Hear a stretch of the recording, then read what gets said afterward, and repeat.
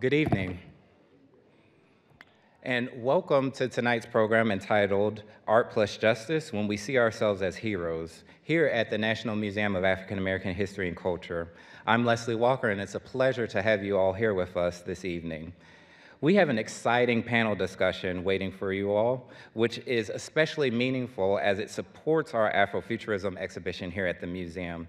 The exhibition highlights the power of imagination and creativity to envision a new future and possibilities for Black people.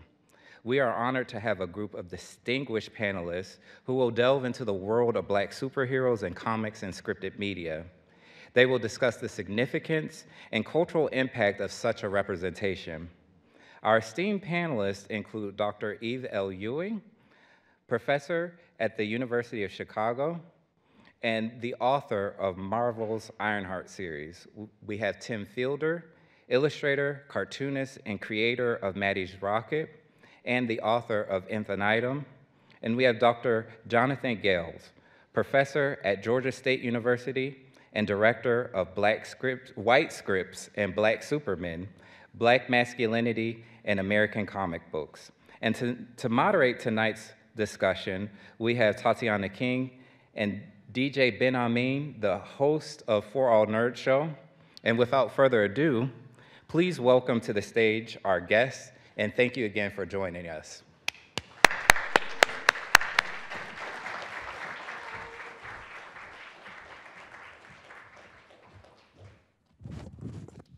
Hi, everybody. How are you? Hello. Okay, we're going to try again. Hi, everybody. How are you? Hey, okay, I'm going to give y'all some vitamin C. We're going to get y'all right and energetic. But hello, we are DJ BenHaMeen, Tatiana King of the For All Nerds. We are here to moderate a beautiful panel. BenHaMeen, you want to introduce yourself?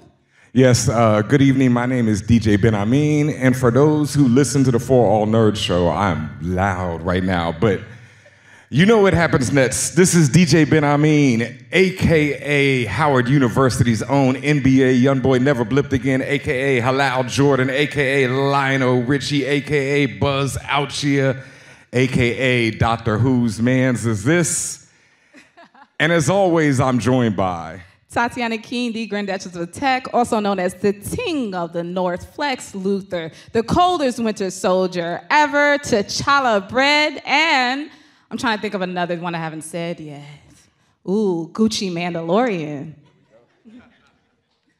And welcome, let's see where we are. Together we are co-owners and hosts of the For All Nerds media brand. For the last 10 years, we have covered pop and geek culture from the perspective of people of color. It's our passion to dive into film, TV, comics, and more, and to recognize the deeper impact of fandom into this world. Excellent. So welcome to When We See Ourselves as Heroes. Woo! And then first of all, I want to thank everyone who came out in cosplay today. I see a Misty Knight there. Nice. I see Spider-Man. Well, I see a Spider-Man shirt. I see Sailor Moon. Hi. How you doing? So cute. Thank you to everyone for coming out. So we're going to introduce our panelists. Tonight, we're going to feature Eve Ewing. Come on out, Eve. She's a writer and scholar who's written comic books featuring Ironheart and Black Panther. Then there's Tim Fielder. He's an illustrator and concept designer who has a variety of graphic novels, including Maddie's Rocket, Infinitum, Black Metropolis, and he has his own independent company, Diesel Funk Studios. And of course, we have the amazing Jonathon Gayles. He's professor and chair of the Department of African American Studies at Georgia State University. And he's done interesting projects centering Black culture, including a comic book titled White Scripts and Black Supermen, Black Masculinities in Comic Books. And before we begin, we would like to give a rest in peace shout out to our founder, Reggie Osei, a.k.a. Combat Jack.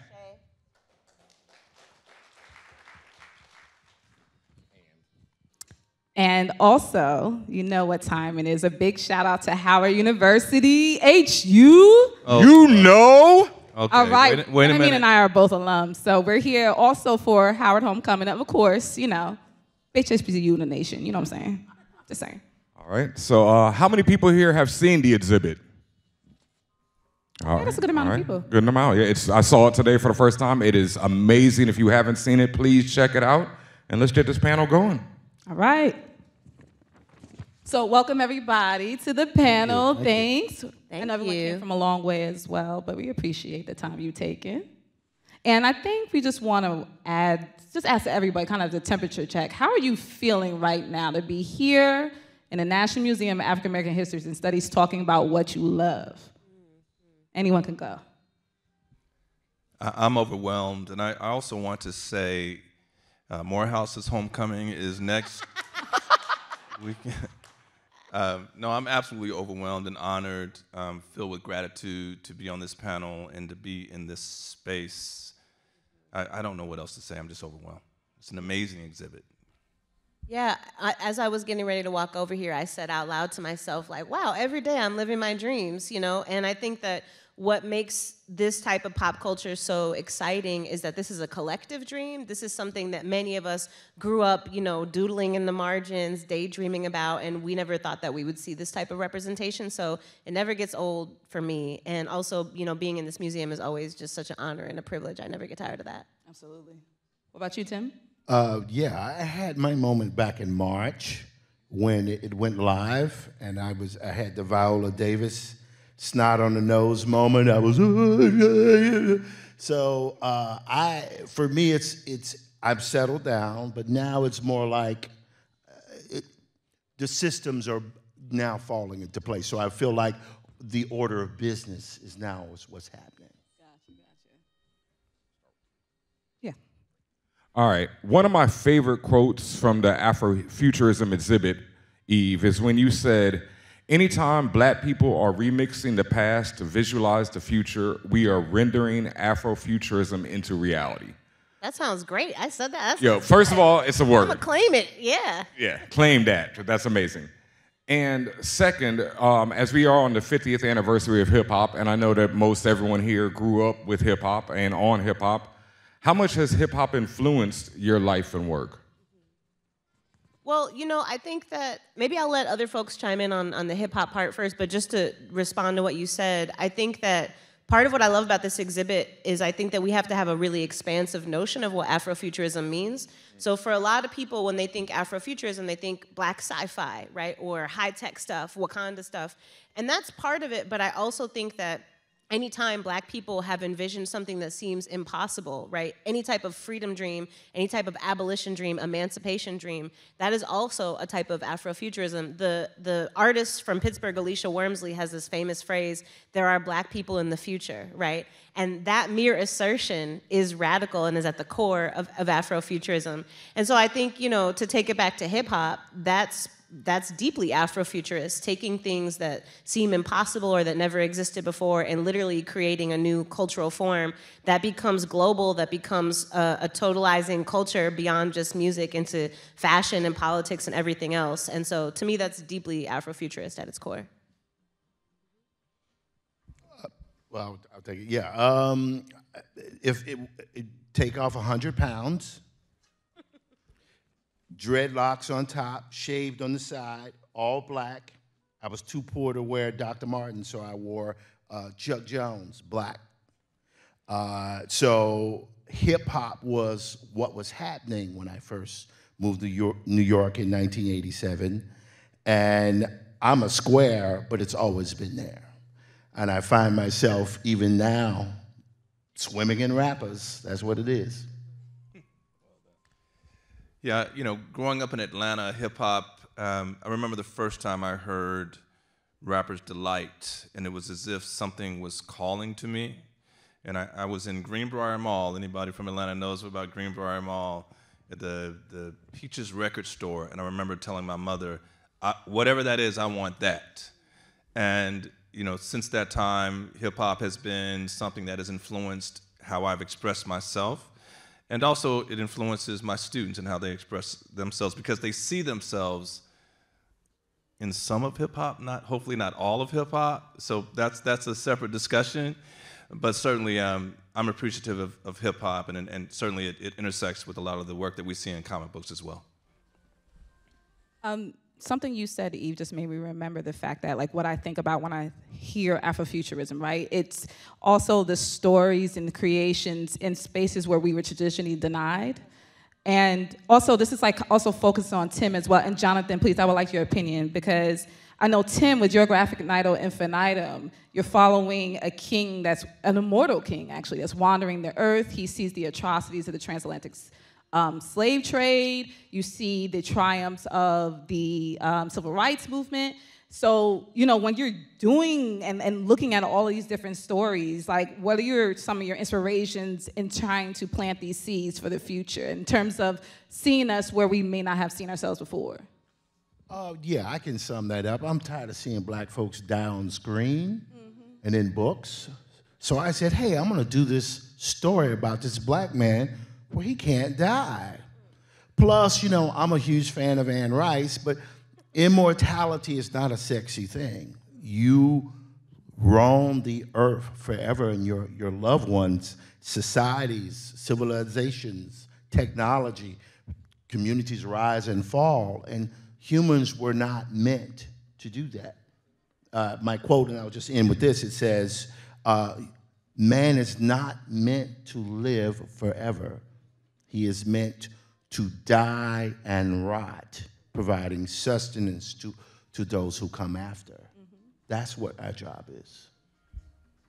Yeah, I mean, for me, it's kind of a meta thing because there's also not a lot of black women in the comic space. That has changed so much, even in the last several years, and you know, really black femme and non-binary creators are on the scene doing the thing. And I also always think it's important to shout out the fact that we need all types of black creators. So we need black disabled creators, black queer creators, black trans creators, right? All telling those different types of stories. So I think about myself often being in spaces where we have not been. But for me, you know, I really have relished the opportunity to tell stories about black girls and women in places where we don't normally see them. Going to see Wakanda Forever and seeing Riri Williams on screen, like, you know, I'll probably never have a moment like that in my life again. But Reginald Hudlin was sitting in front of me at the premiere, and he turned around, and if you'll pardon my language, I know we're at Fancy Museum, but he turned around, he's like, let's fucking go, like in the middle of the screen, he's like, you did that, you know?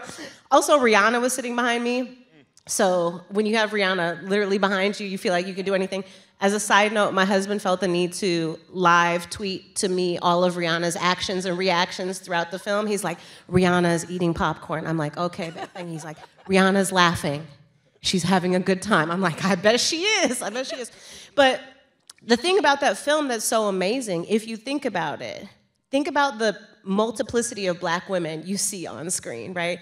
And for us, how many times did you grow up looking around the corner just wishing there would be a black girl, right? You got Keisha on the Magic School Bus, right? The few little black girls that you see here and there in pop culture, when we were growing up in the 80s and 90s, I remember I'm a big Power Rangers fan, and I remember playing Power Rangers, and it's like, okay, you can be Zach or Trini, right? But they can never, later generations, there are black girl Power Rangers, but when we were growing up, it was like there was no intersectionality. And so to see a movie where you have Riri and Shuri, right, and Okoye, right, and Raymonda, like all of these different types of black women doing different things is really amazing. And those are the stories that I feel really grateful to tell. So to write Riri, and she's not just a black girl, but she's like a nerd, and she's kind of a jerk sometimes. She's kind of antisocial, right? She's kind of arrogant. And then this past year, I got to write Monica Rambeau, Photon, which was, you know, she's one of the OG most underappreciated black women in comics, you know, led the Avengers, right? And they did her so dirty. And to say, okay, now I'm gonna turn around and write a black woman who's grown and who's totally different from Riri, right? That to me is just such a pleasure to bring this multiplicity of blackness and black girlhood and womanhood into these pages. And I just never get tired of that. That's awesome. And also, Jonathon, I want to wrap this question in a little bit of the academic world as well, because I mean, you, even to this day, I would say you're one of the few black male professors that it wasn't until I got to Howard, which I saw a lot of you, right? But coming up, I didn't see that at all. So when you connect that with the education of Afrofuturism and then understanding you're a black man in America, you're trying to teach African American studies, like, can you give me your opinion on this subject as well?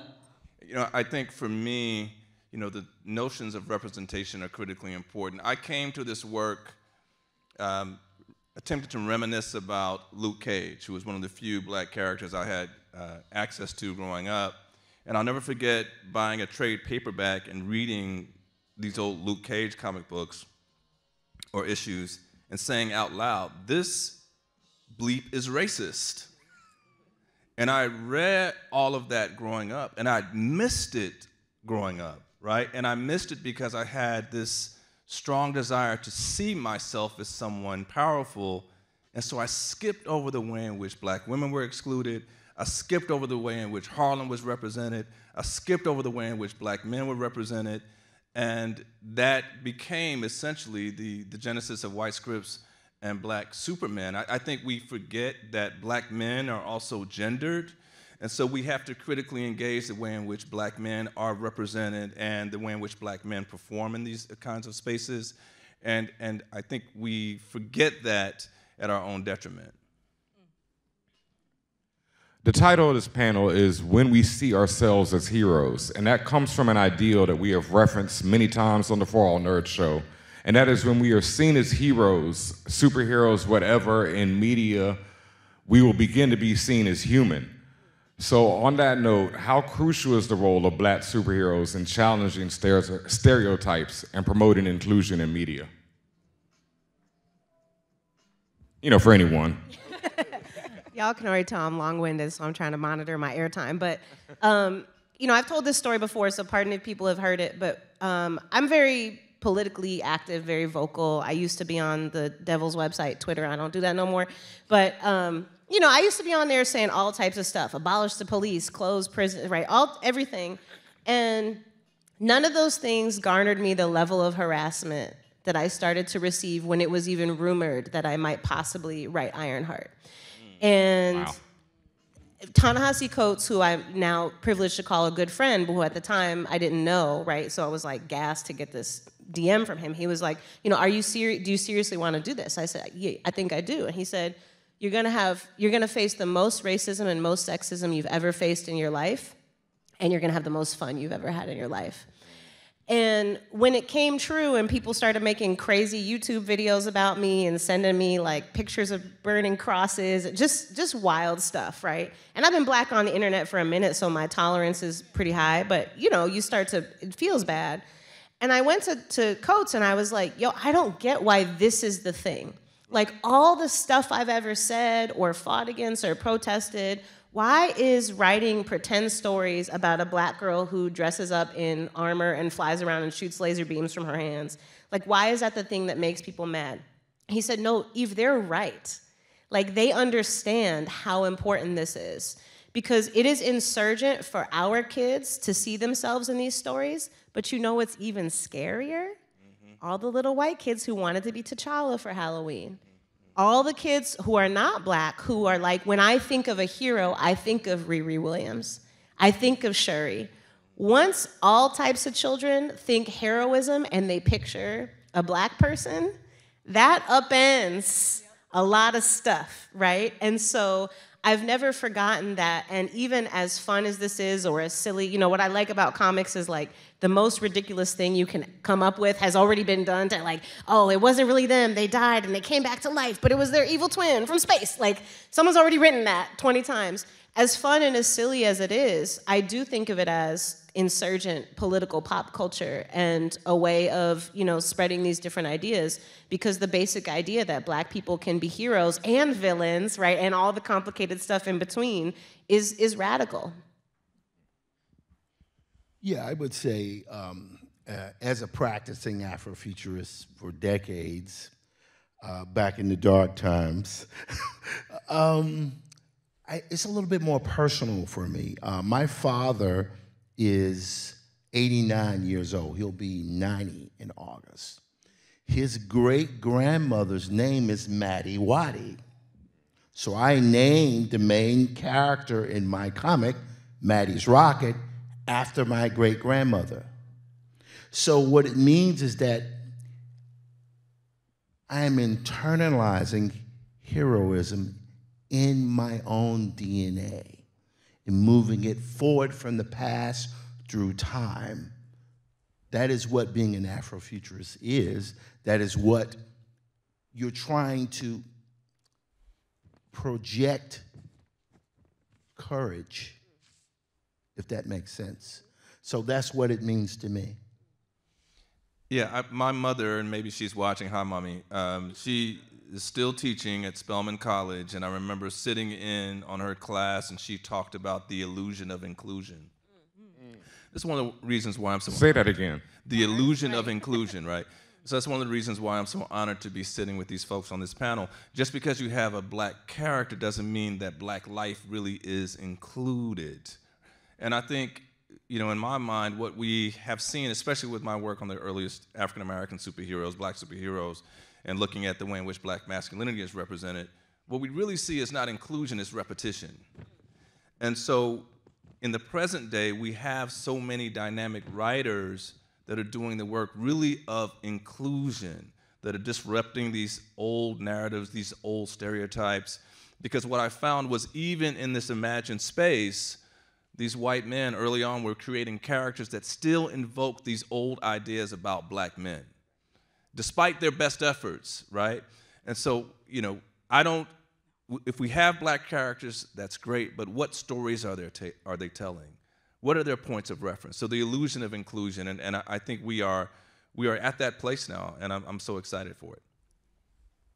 This is a random question. Can you have inclusion if a non-black person is writing or dictating the story of a black person? Is that still concluding inclusion? Yes. Gene Roddenberry proved that. But I think, you know, for me, what I love is that feeling that you were describing. I no longer feel that. We don't have a demographic issue. We good. We reproduce no problem, right? So I'm enjoying seeing our focus switch. The fact that we're all 1, 2, 3, 4, 5 of us crazy individuals on this stage at this moment, at this time, shows that that story that you're talking about is shifting. Okay. I'm just curious about that because a lot of people ask that question. They say, well, we want more black people in the spaces. We want to be the decision makers. But then is it also okay if you have other creators just talking about it? And I think that speaks more about what you said, Eve. Yeah, I mean, I think that is inclusion, and it's why inclusion alone is insufficient, right? And so inclusion is the baseline. And to your point, you know, we need to be writers, creators, pencilers, colorists. Oh, Lord, please, if anybody has an interest in being in a comics professional capacity, please look up being a colorist. We need more black colorists. Oh, my God, so bad. For the love of God, like, no more gray storms, you know, no more ashy storms, hashtag no more ashy storm in 2024, right? Like, there's so many, we need to be editors, we need to be marketing professionals. All of those different roles are so important.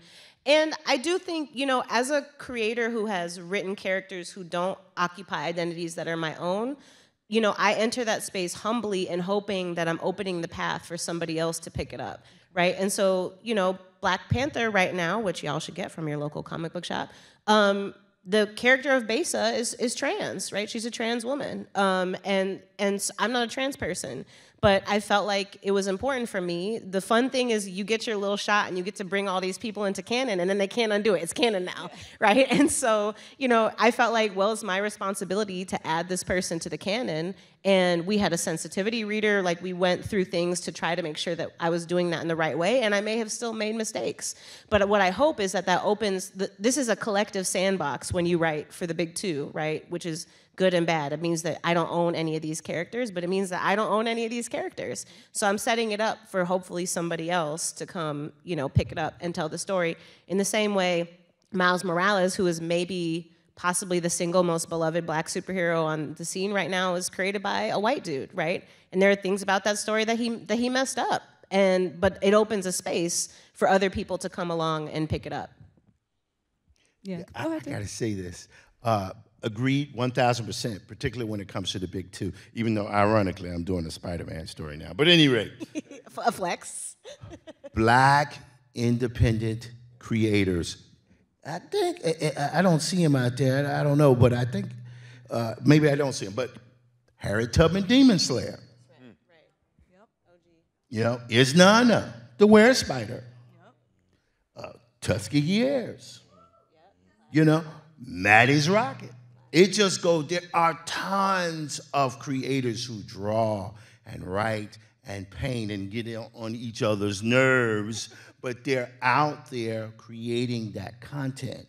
And, you know, I have never felt so hopeful for us.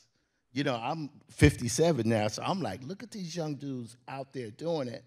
And I think we're gonna be all right. I really think representation, seeing ourselves in ways, as you're saying, the inclusion, people who are disabled, all those type of things, it's gonna become more of that.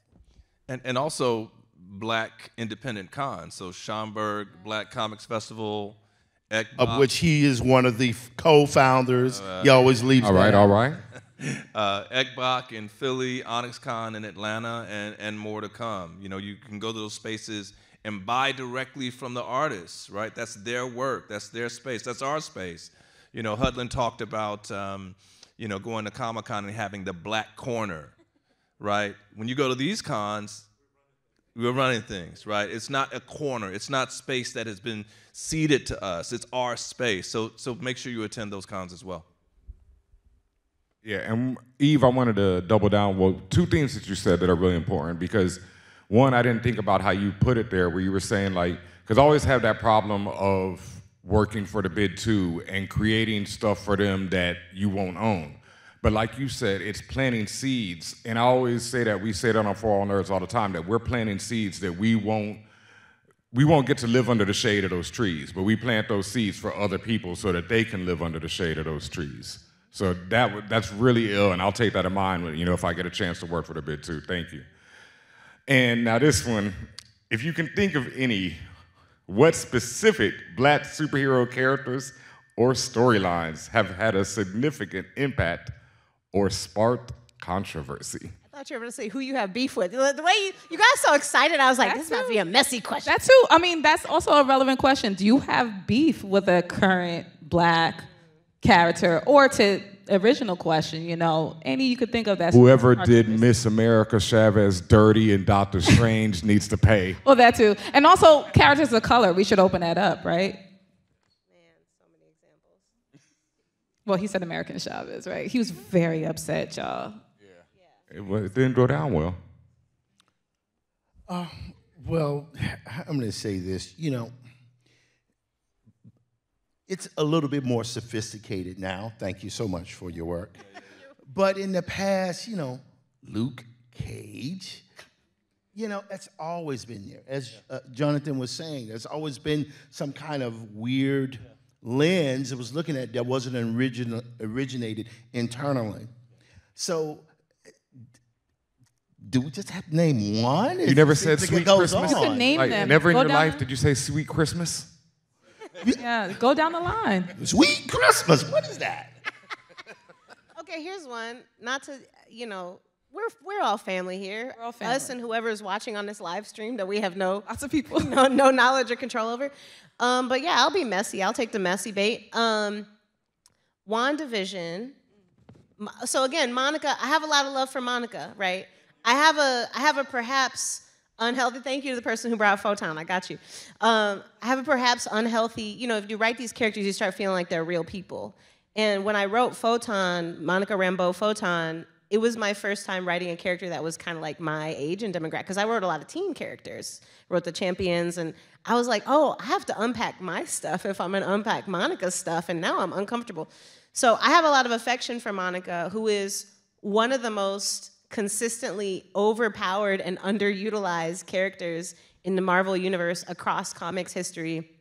For those who are not familiar, she's a Black woman that can transform into any type of energy on the electromagnetic spectrum, which means she can travel at the speed of light across this and any other known or unknown universes. She can phase through things. She's very powerful. Never seen a ceiling in her whole life. Okay, and like basically for most of her publication history, just didn't have storylines that were commensurate with it. People didn't know what to do with her. And I'm like, yo, the levels of meta-ness here, that you have this Black woman character that's like kind of disrespected at work and kind of more talented than her colleagues and becomes the leader, but then they undermine her and kind of gaslight her. And she, like, I was like, there's a little too much happening here for me. So in WandaVision, spoiler, like, Monica gets her powers in a tight 3 seconds.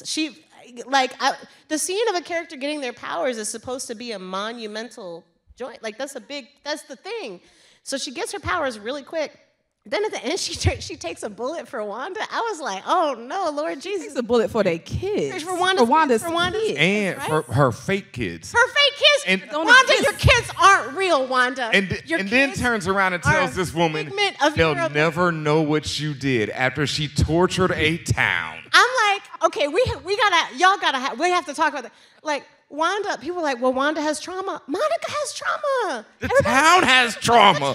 You enslaved a town. Wanda, what is you doing? Anyway, so clearly I have thoughts on that. And I'm looking forward to the feature film, The Marvels, featuring Tiana Paris as, the amazing Tiana Paris as Monica Rambeau. So justice for Monica. I obviously don't feel any type of way. I'm very calm and fine, very, very fine with this. Yeah. So I have 2 answers. I know we're pressed for time. I'm going to go with the safer answer. Now that I torpedoed my career, you're like, I'm not going to do that. Right, I need to be authentic. The less safe answer is Killmonger, my problems with Killmonger. Ooh. But, so the What's safe... your problem with You Killmonger? can't, yeah. I want to know what the worst answer is now. You can't say that and then, okay, so... I really don't want to do this because I'm scared now. Do it. People Do love it. Come on, Morehouse. Do it. You got to do it. Come on, Morehouse. The Morehouse thing, right? I started it, though.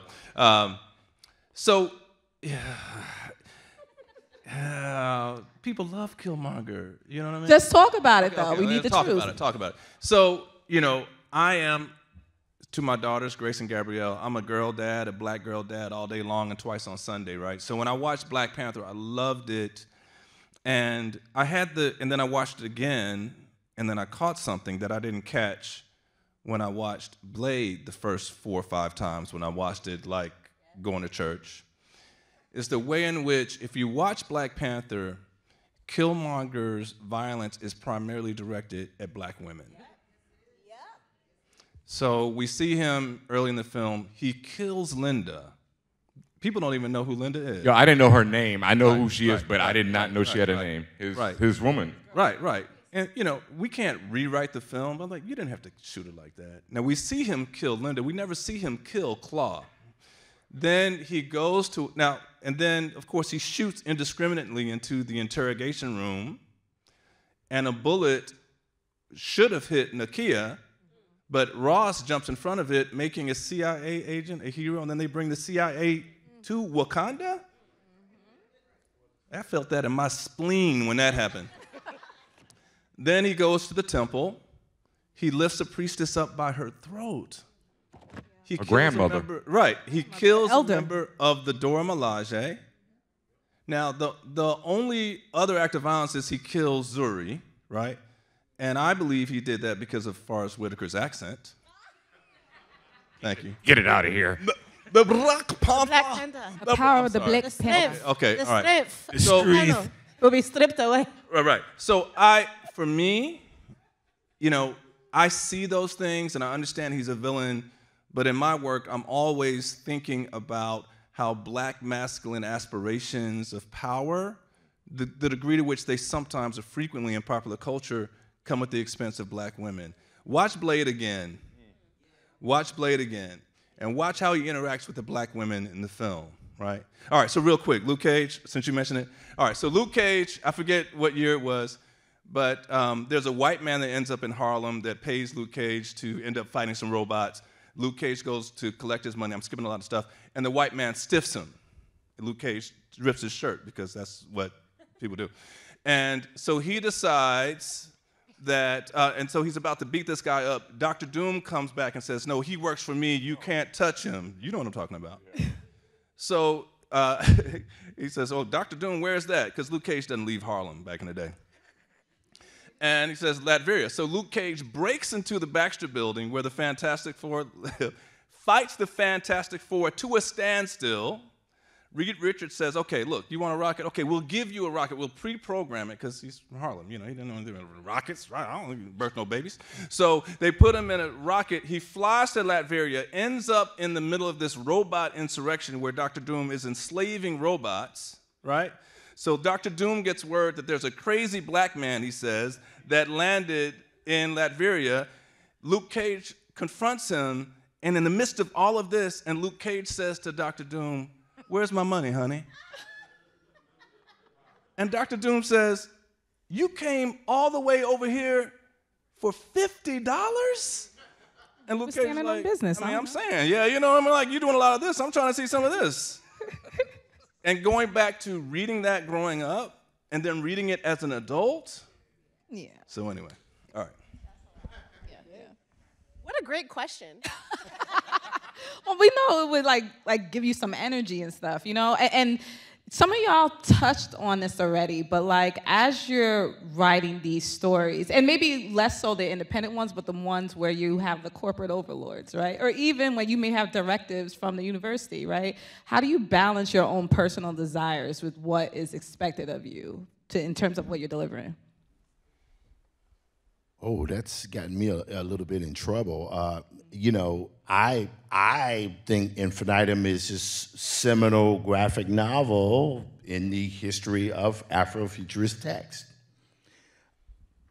Hold on. But the market... No, it really is. If you have not read this book, please go pick it up. It is absolutely amazing. It blew my mind, and I just really want to give you your props right here, because that shit is something else. Thank you for that. However, the thing that is inherently difficult when you're dealing with graphic novels, right? In prose, you can write characters like Doro, right? Who vicious, but you don't see it. But when you are drawing an image, and those images are dancing with the words, that is a dramatically more radical act. So to see is a different thing, right? So for myself, I'm very proud of the work I did. I'm very proud of the work I did in Maddie's Rocket. But let's just say the next book I'm doing is a middle grade joint. You know what I mean? I know I will push in all of the different areas. I have a standard that I work to. You know, like I'm doing this, I did this hip hop comic that'll be out next month called The Graphic History of... Yeah, tell them about that. Yeah, it's for the New York City Department of Education. I worked with Dr. Walter Grayson, our colleague, and I have been drowning in rappers for 4 months, painting them, drawing them. I know, I'm a square, but I know more about hip hop than I have the previous 35 years. But even on that book, you had to go in. I have to go in. That's my personal standard. The fact that I am on this stage gives me hope, because it means that the tide is turning. The level, the depth of the work that I try to embed in my own work is being more accepted by the mass. And I'm enormously grateful to you guys for that. You get to this. That's a good one. Go ahead, clap about that. You know, I keep several jobs. I'm a professor as well, and part of why and that's different. A lot of comics creators do that full time, right? And they put together lots of different titles per year. And part of why I keep a regular job, number one, because I love my job, but number two is because it gives me the ability to say no and to say, I'm not doing that. Thanks. I'm from the Midwest, so I'll be real nice and be like, no, that's deeply offensive.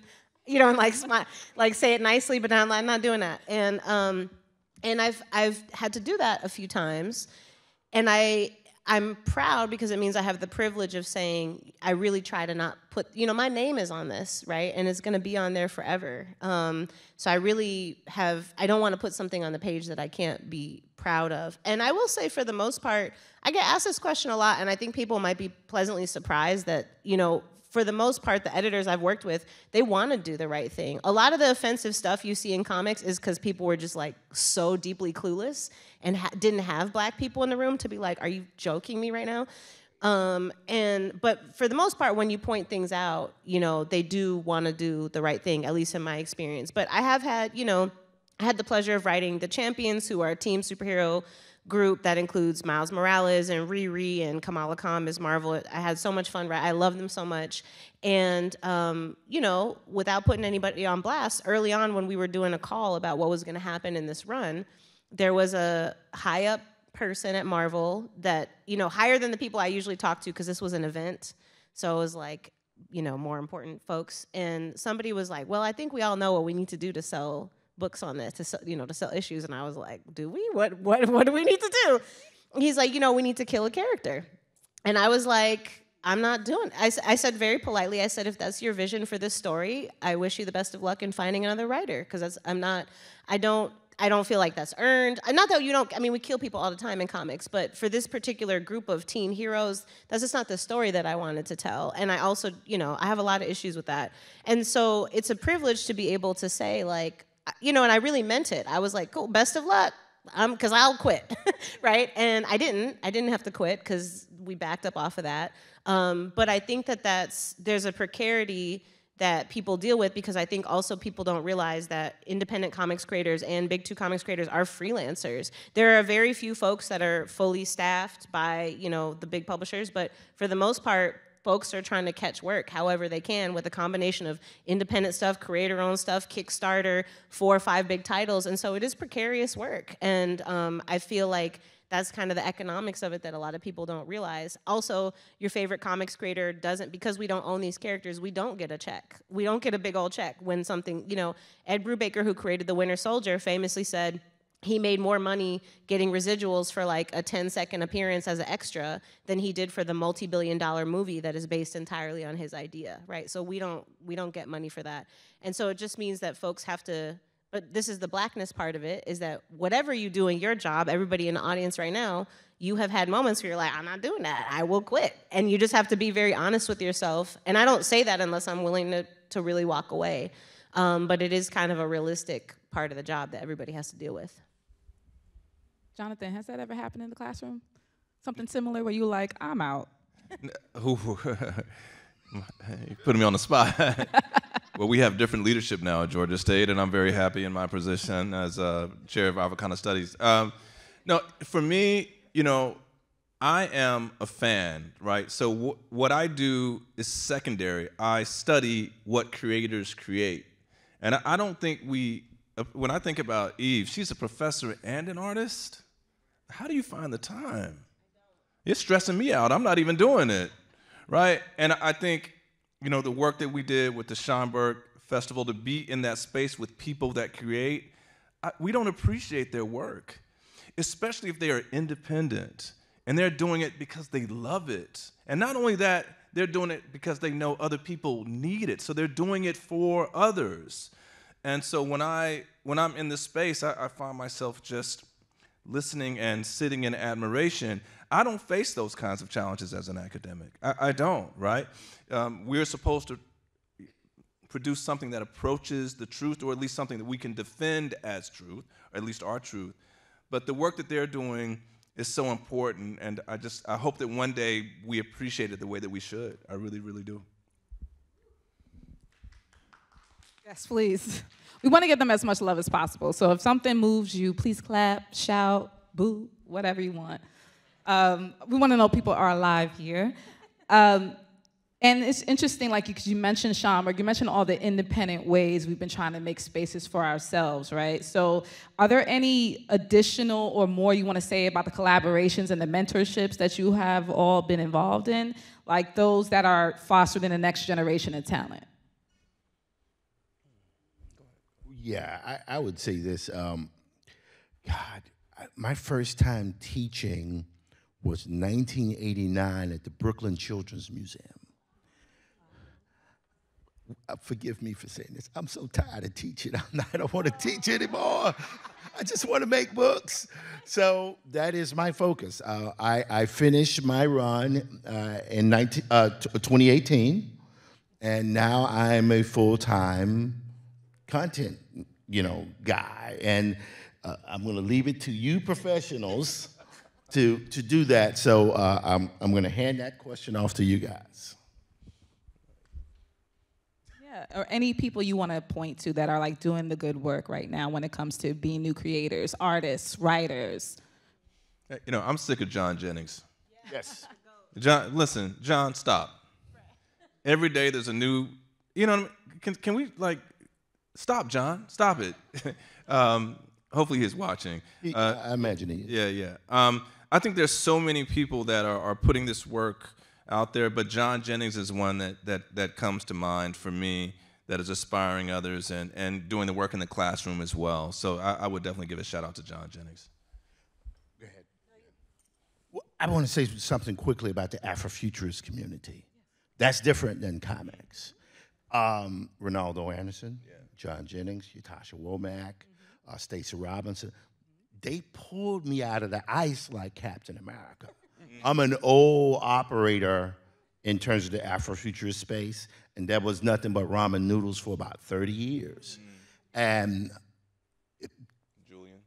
Julian Shambliss, you know, but I was at the Schomburg the first year, 2012, Jerry Kraft invited me, and I was there as an animator for 2 years. And I saw, man, what are all these people doing comic books?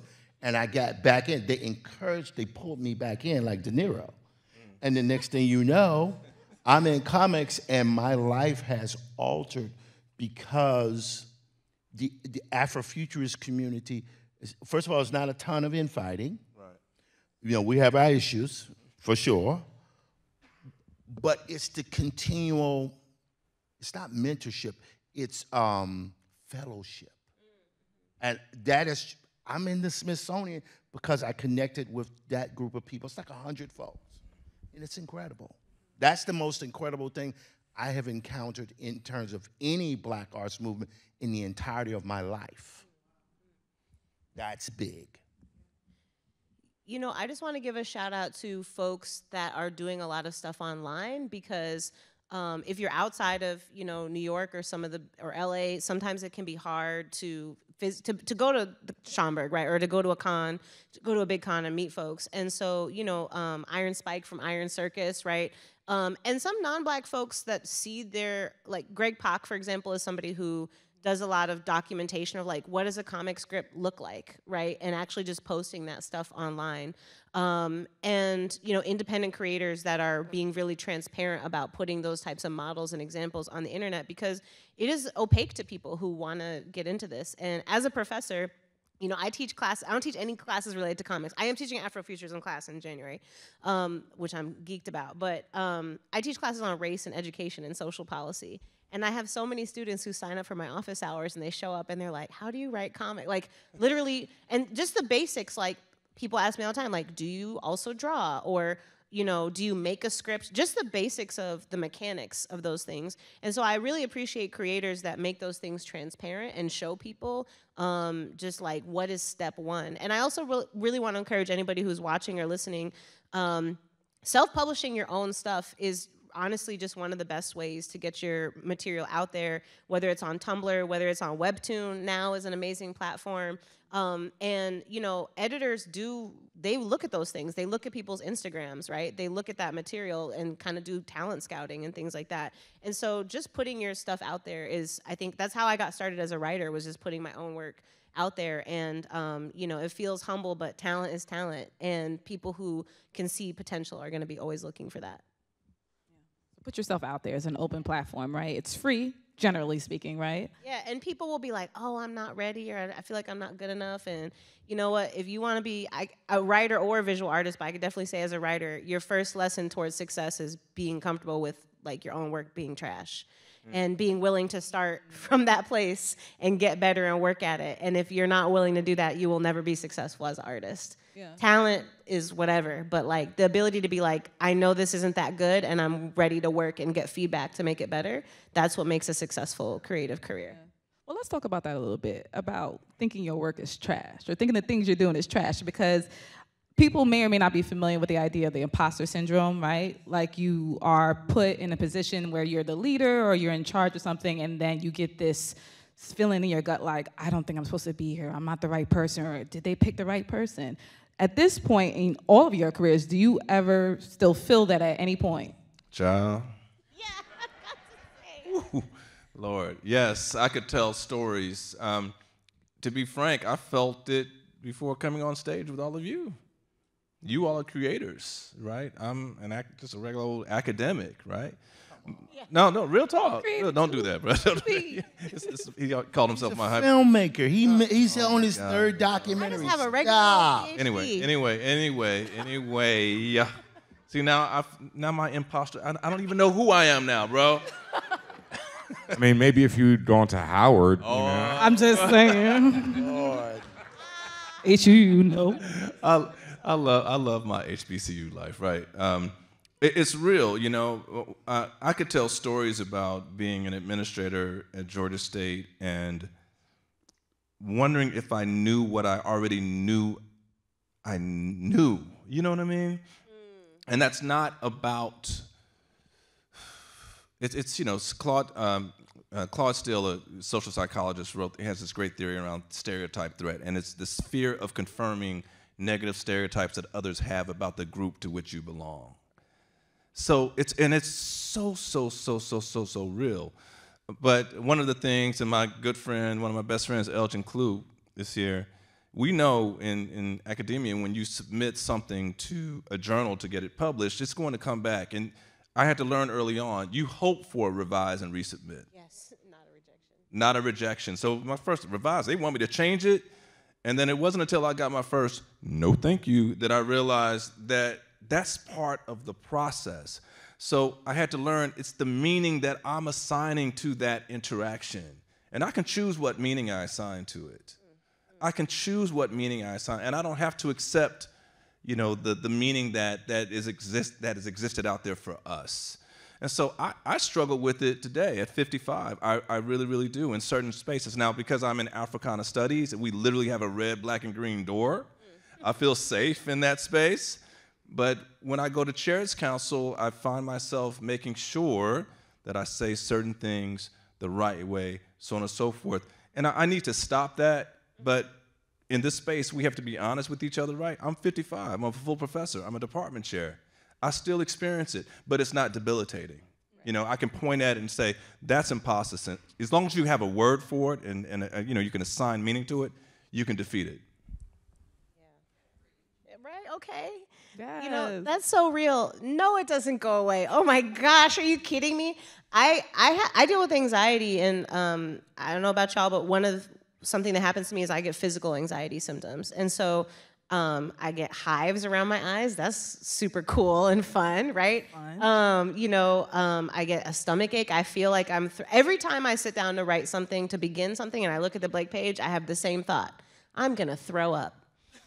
That is my thought at the beginning of everything. First, Black Panther #1. You gotta write Black Panther #1 by Eve L. Ewing at the top of the page. Then it just looks at you and you're like, I'm absolutely gonna throw up. And I never have. I've never thrown up from writing. And so I have that knowledge in the back of my head that, as you said, allows you, the more times that you feel that and power through, the more times you start to intellectually understand, this sucks, and if I just write a word, I can keep going. And I think that it's something I always recommend for folks that want to be artists is, like, make it a practice to do stuff that you're bad at. So I started learning the piano in 2021, right? And things that, if you started playing the piano when you were 5 or 6, are easy for you are really hard for me. The first time a teacher said, okay, now do this with your left hand, I said, I'm gonna do two-handed things on a piano? That's impossible, right? I'm a runner. I'm a really slow runner, but I've run a marathon very slowly, right? And I try to do things I try to learn new things so that I'm always in the practice of being comfortable, being uncomfortable, and kind of cultivate that. The other thing I've learned is, I'm gonna tell a short story. I have a good friend, Black woman professor, who studies musicology. I don't know anything about musicology, but she was giving a talk and I wanted to support her, so I came to the talk. Everybody else in the talk was an old white person. And she started giving her lecture, and they were asking her questions and making comments, and they were using all these music theory terms that I didn't know, and they were talking about all these composers that I didn't know, and I was just listening and da-da-da-da. And she played a sample of something, and she said, okay, she was talking about appropriative remixing in Caribbean musical contests. So I didn't know, it was over my head, but I was like, oh yeah, yes girl, good job. And she played a sample of something, and she said to the audience, and who can identify what this was?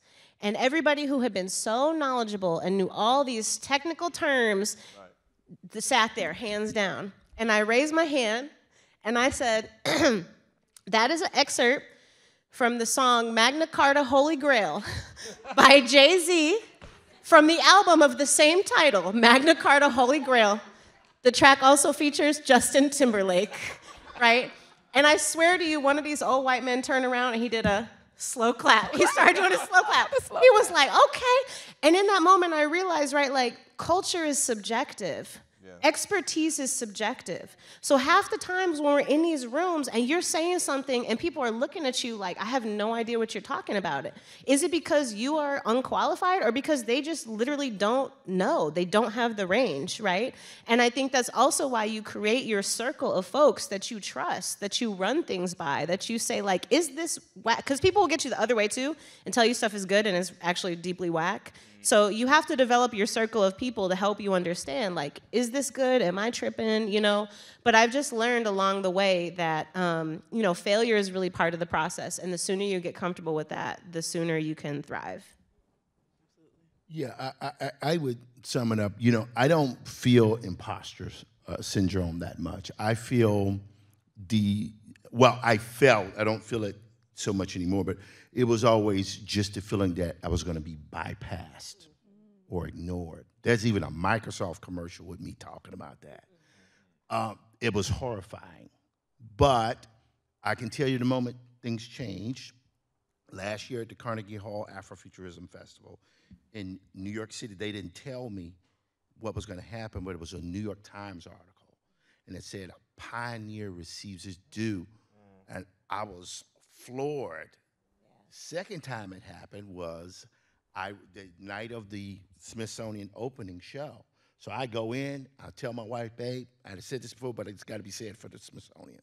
Babe, don't worry about it, I'm just going to the comic section, because I know I'm in there, because Kevin Strait, the curator, told me I'm there.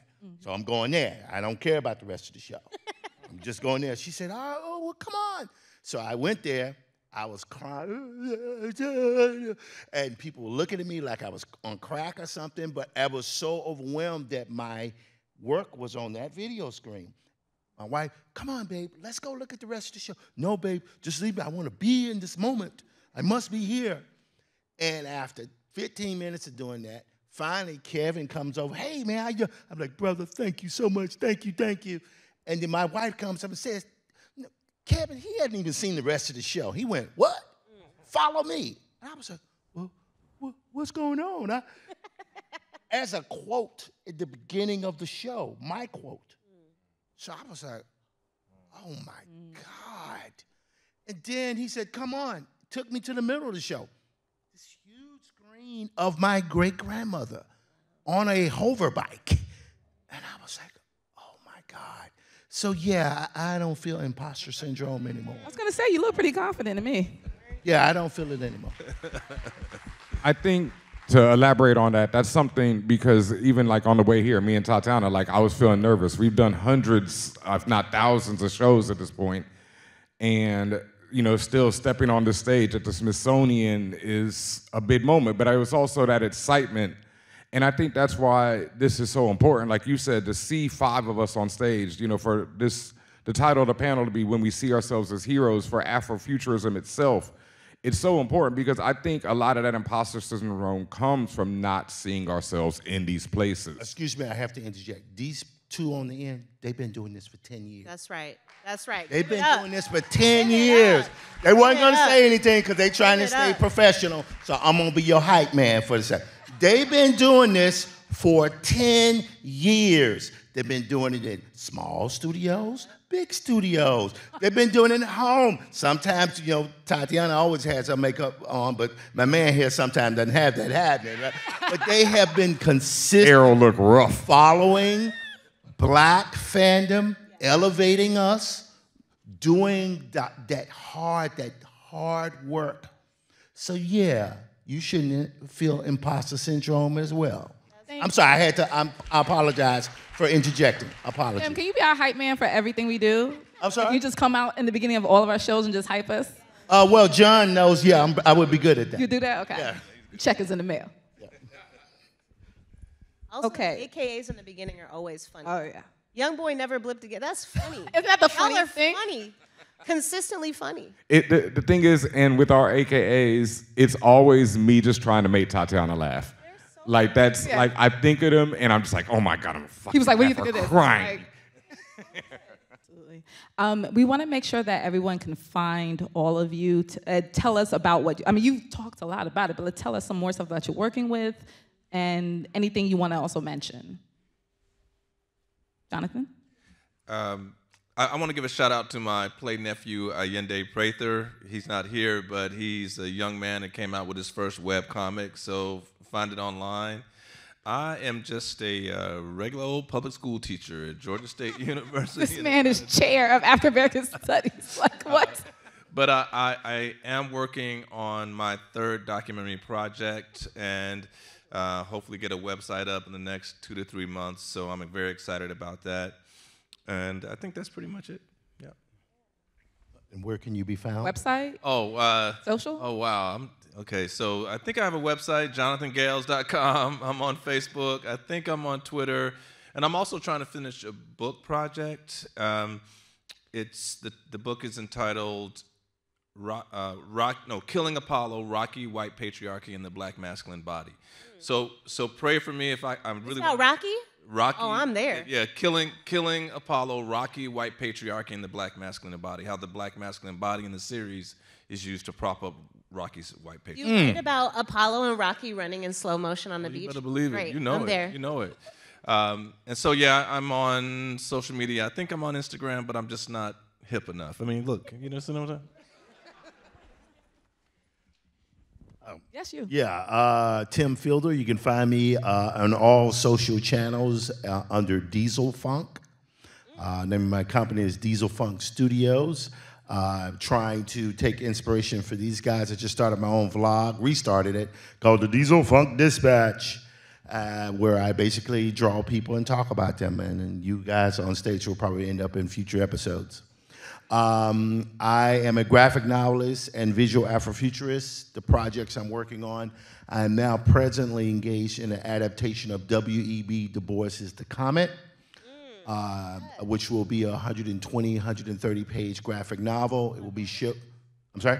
No, go on. Yeah. It'll be showcased Praise Jesus. in the upcoming Carnegie Hall Weimar Republic Festival from January to May. The graphic history of hip hop through the Department of Education will just went to the printer this morning and will be out. 100,000 copies distributed to city schools. Dr. Walter Grayson is my wonderful writer. Let's see, what else I got? Maddie's Rocket 2 and 3 is going on, so relax, people. And finally, let's see, there's something I'm missing. Oh, I'm so sorry, Jim. I have a twin brother. He's the handsome one. Films, the Diesel Funk Show, first season is almost done. Black Metropolis, the documentary on my career, is almost re-edited. And Flow, horror movie, black horror. Yeah, don't worry, I'll talk to you guys. When you sleep? Not a lot, but it is possible for about 3 hours every night.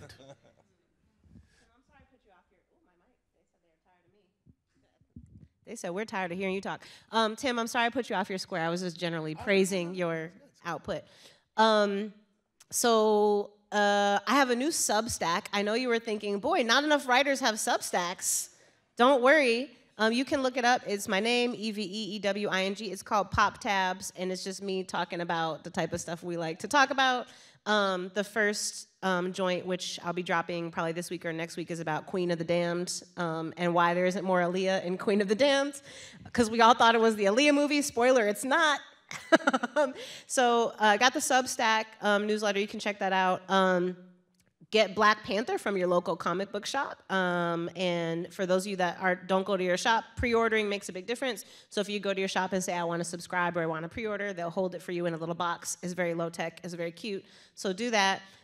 Two projects that we didn't talk about that are kind of germane to Afrofuturism and comic space. One, I co-wrote a story with Janelle Monáe called Time Box for their collection, The Memory Librarian, which is all Black queer Afrofuturism short stories. So Time Box is a short story about two Black women partners who move into an apartment where there's a pantry closet thing in which time doesn't pass. And it's about our relationship to time and labor. So check that out. Co-wrote it with the arch android herself. That was pretty cool. And then last year, is it 2023 still? I guess it is. Wow, fake news. Okay, this year I co-wrote my first official graphic novel with Colin Kaepernick called Change the Game. And that's out on, clap it up for Colin, he's great. That is out on Scholastic, so it's, I would say, like 8th grade, early high school age, and it's about Colin's experience as a young person dealing with racism in high school, and that was a lot of fun. As a young nerd, obviously, like, writing on Scholastic is the dream, because, you know, got the book fairs and whatnot. So, yeah, and then the trade paperback of Monica Rambeau Photon, if you're not the person who likes to go to the comic shop every month, a book collecting my entire run on that story just dropped, and you can get it wherever you get your books, an independent bookseller or bookshop.org, or your local library, and you can read that before The Marvels comes out next month. And yeah, and I have a story for a novel for middle grade readers as well called Maya and the Robot, about a Black girl whose best friend is a robot, and I have pre-signed some copies, which I believe will be available here for folks. So yeah, thank you. And you can find all of those things at eveewing.com, EVEEWING, and that's also my Instagram is eve.ewing. My distributor will kill me if I don't mention the website for the documentary, White Scripts and Black Supermen, Black Masculinities in Comic Books. You can find it on California Newsreel and also at blacksuperherodoc.com. Very, very good. All of these people here, I respect y'all so much. Where can we find you guys? So much. I'm about to talk about that. Okay. Give me a minute. Relax. I just wanted to say that BenHaMeen and I mean, we've known most of y'all like in person, and maybe even the first time meeting in person, but we've known y'all for years and really respect and love all the work you've done and all of the voices that you've also helped to uplift with your work. Like, I love everything that all of you do, and I think we both share the same sentiment when we thank you all for coming and be here and sharing. Yeah, thank you. And yes, us, For All Nerds.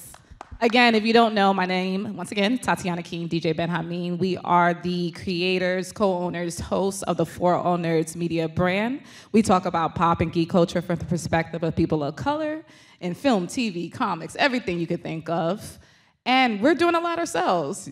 Mention that one more time about Hendrix, Ben. I wrote a graphic novel based on Jimi Hendrix's life, but it really is a sci-fi Afrofuturist version of Jimi Hendrix. It's all in space and a whole lot of weirdness takes place in it.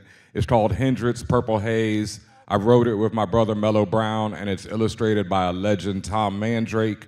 It'll be out next July, and I'm super, super proud of it. I cannot wait for y'all to read it. Please pre-order it. You can pre-order it at your local comics shop or online. It's published by Titan Comics, so it's on their website. And we always covering a lot of different things, a lot of different titles. So we have our podcast, we have live events that we either give on or we attend, and like this one. And also, like, for myself, like, I'm a writer, so this year, storm willing, that I will finish my script, okay? Yes. And then you guys get to see some of my work as well. But I also just want to say to everyone here, I know there's creators here. There are people who are looking at us like, oh, I want to get into that. Definitely reach out. Your help, your education is there for you. You have to put yourself out there. Rest in peace to Jazz Fly. She said, do it scared. When we talked earlier about Impostor Syndrome.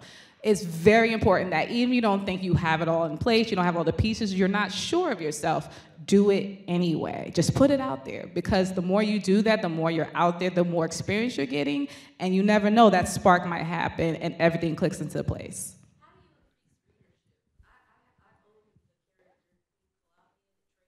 Mm-hmm.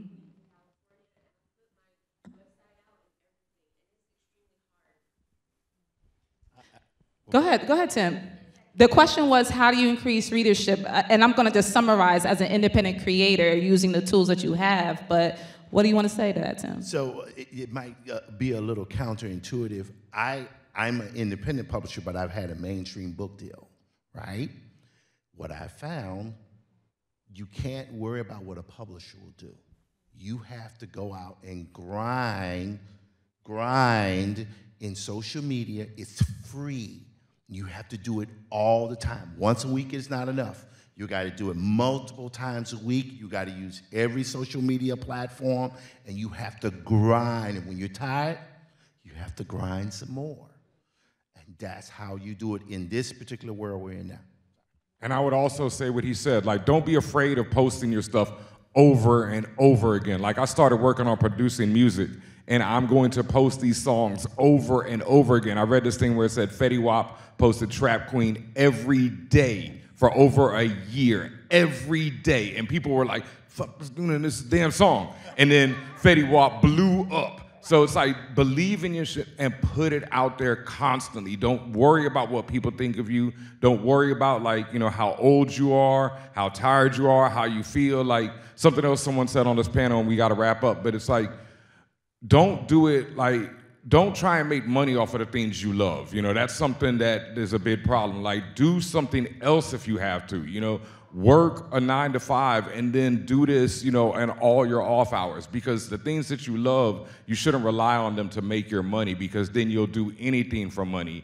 And that's not what we want to do when we're creators, when we're trying to say something, when we're trying to have our own voice. So, you know, go for it and just keep, like he said, grind it out. Like we did For All Nerds, 10 years of doing this, and, you know, thanks to all y'all, we're now sitting on stage at the Smithsonian. So, you know, like, yeah. Thank you. Thank you, everybody. So we're going to pass the collection plate now.